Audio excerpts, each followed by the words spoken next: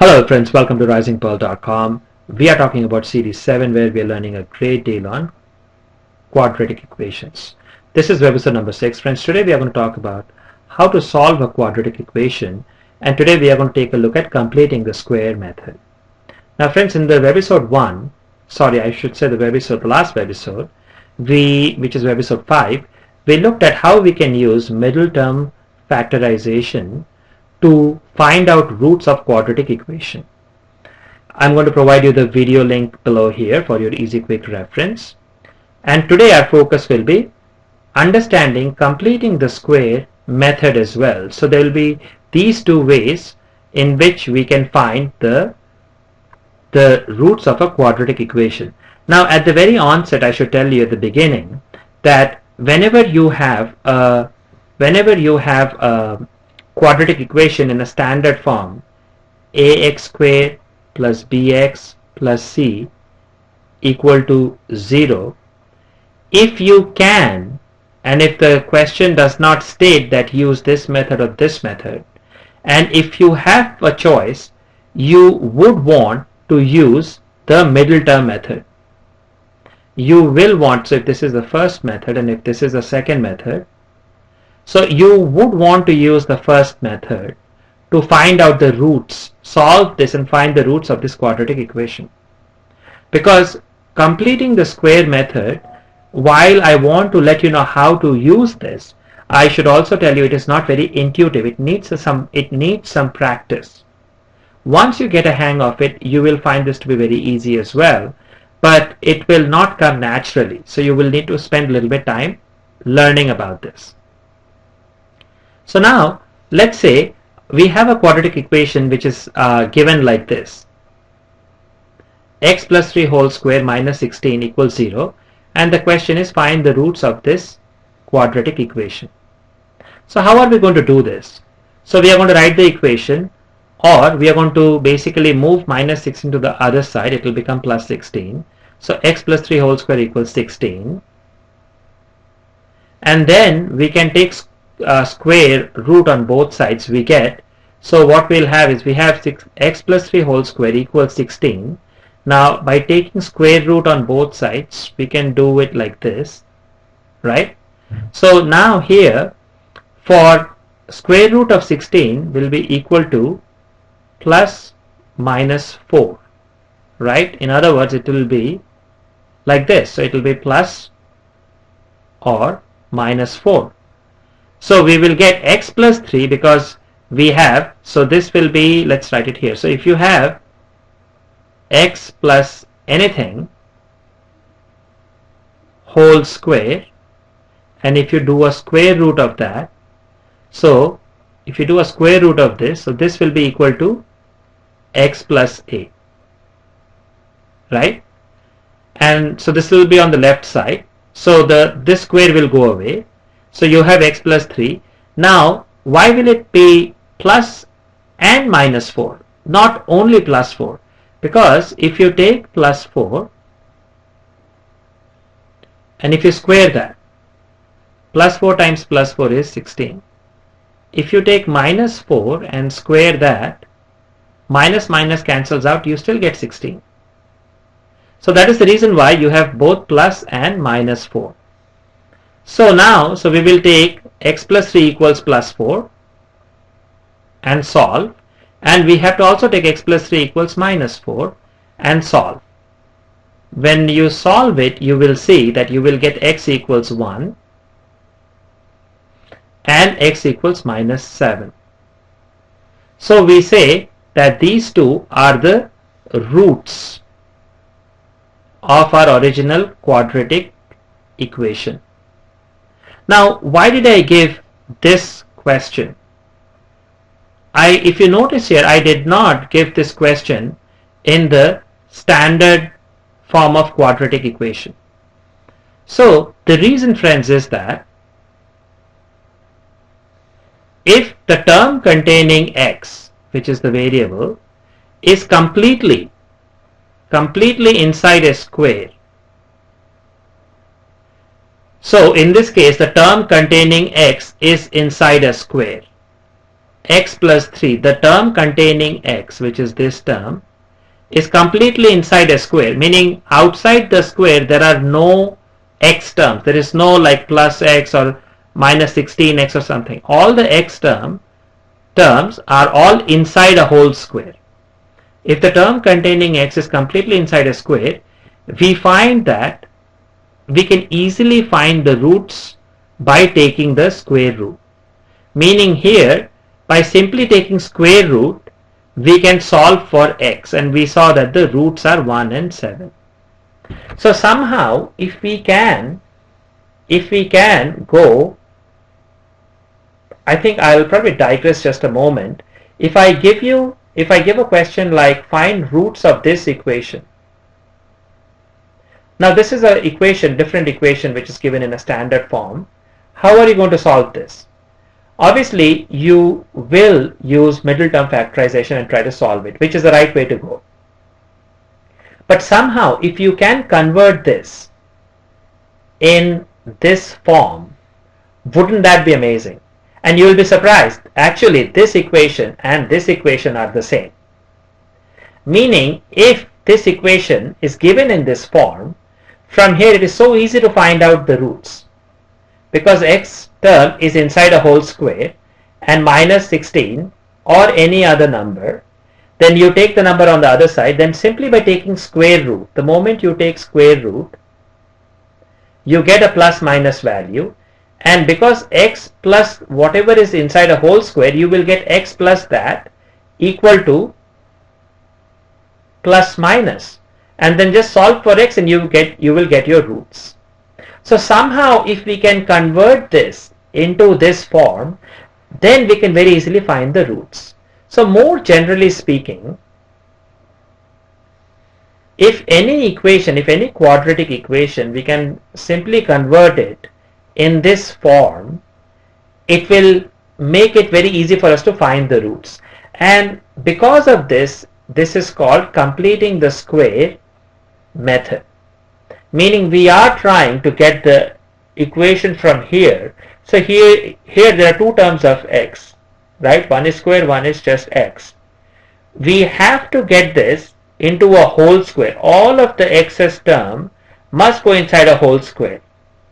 Now, how do we actually do this? Now that we understand what is the completing the square method. Completing the square method is nothing but taking the standard form of equation, quadratic equation, and putting the x in a whole square. All parts of x should go inside a whole square. And then taking square root, we can easily find the roots of the quadratic equation. So how do we actually apply this? So let's say I have written the same question. This is the same question, I'm writing this in the standard form. So how do we actually find the roots of this? So the way we do that is, our goal is to, in order for us to take the x square and the x term and make it a whole square, we are trying to do something like this. We are trying to do px plus q whole square. Now whether it is px plus q, it could be also px minus q. What we are trying to do is, we are trying to find out something like this whole square, because if you do, let's say if it is plus q whole square, then you will get p square x square plus or minus, depending on what it is, 2p q term plus q square. So if you look at this here, it is the x square and this is the x. I should write the x here. The x. These two terms are going into a whole square. So we have x square and a 6x. These two terms, we want to put them in a whole square. So how do we do this? So first is we have to find out the p and the q, right?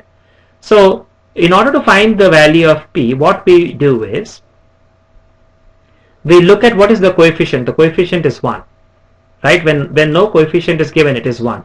So we will find out a real number whose whole square is equal to 1. And it is quite simply 1, because 1 square is 1. and then we write our x square. And now whether it is a plus or a minus, it comes from this sign. If it is plus, we write plus. Now all we are trying to do is we are trying to write this term 2pqx. So we first write 2 times this value, which is 1, times some other value which is going to be the q, which we don't know, and then x. So this entire value must be equal to this. So 2 times 1 is 2 times something equals 6. So what will that be? That is 3. So 2 times 1 times 3x will be 6x. So this is very important, friends, to understand how we got the 3. This value, so we have to first put the 2. So first we have put the sign, same sign as what we have here. Remember that we are trying to make this term exactly the same as this, and we have to keep the same sign. So we have a plus here, so we keep plus. If this were minus, we would have put minus. 2 times the first number is the same that is here in the bracket. So this is the first number, and the second number we find out, because we are trying to make this exactly the same. So 2 times 1 is 2. So 2 times something is 6. So 2 times what is 6? 2 times 3 is 6. Now next comes the q square. So this number, this is our q. We square it. Now because we introduced a new number, we have to subtract it, because we cannot change a quadratic equation by adding numbers at at will. So if we have added something, we have to subtract it, and then we have minus 7, which is part of the original quadratic equation, and this is equal to 0. So let's try to separate this part. It is because of this aspect, and you will see how we are trying to convert from standard form into the square form. That is why we call this method completing the square. So now what we have here is, this will be x plus 3 whole square. So x plus 3 whole square, because we have 1, so this is 1x plus 3 whole square. So because it is 1, I have not written the 1, because that will be x square plus 6x plus 9, right? So the first 3 terms, which is this term, and this term, the first 3 terms taken together is x plus 3 whole square. So we have taken these 2 terms of x and put them in a whole square. All the x terms have gone inside a whole square, and now we have to process whatever is left. So we have minus 3 whole square, that is minus 9, minus 7 equal to 0, or we have x plus 3 whole square minus 16 equal to 0, or we have x plus 3 whole square equal to 16. And if you recall, friends, this is exactly what we had the first example, right? So x plus 3 whole square minus 16 equals 0. And once we have here, then we are going to be able to simply take square root on both sides, and we are going to say that we have x plus 3 can be equal to 4, or x plus 3 can be equal to minus 4. So from here we get x equals 4 minus 3, 1, and from here we get x equals minus 4 minus 3 minus 7. So we say 1 and minus 7 are the roots of this quadratic equation. So using the completing the square method, friends, we have found out the 2 roots of the quadratic equation. So as you can imagine why I said that it is not intuitive. It needs a little bit practice for you to get a good hang of completing the square method, because we have been using the middle term factorization, for a long period of time from our earlier grades, it comes more naturally to us. But nonetheless, you should be knowing that there is one other technique of solving quadratic equations, and this is one of the ways. Now let's say find the root of x square minus 3x minus 10 equals 0. So again here the coefficient of this x square term is 1. We have minus 3 minus 10 equals 0. So we are going to find out such a number whose square is equal to 1. So it will be 1. So this x square minus, this time we have a minus sign, so whatever this sign, that will come here, and 2 is our 2ab term, so 2 times 1 times some number x. So what should this number be? Because we need to have 3, so 2 times 1 is 2. So we have 2 times something will be 3. So first of all we have to divide it by 2. So 2 and 2 will cancel out and multiply by 3. So now if you look at it, so 2 times 3 by 2, 2 and 2 will cancel out, it will be 3x. So minus 3x, which is same as what we have. So now this is our q. So this value will be 3 by 2 whole square. Because we added a whole square, we have to subtract this.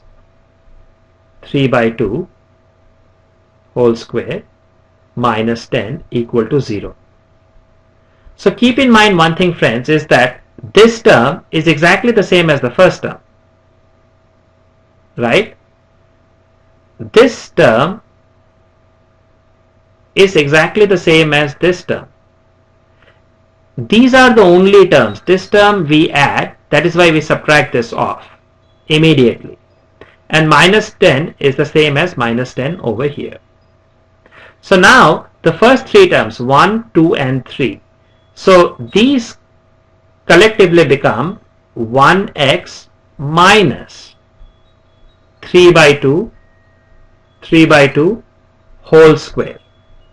So 1 by x minus 3 by 2 whole square, the first 3 terms, and then we have minus 10 minus 9 by 4. Basically 3 square is 9, 2 square is 4. This will be equal to 0.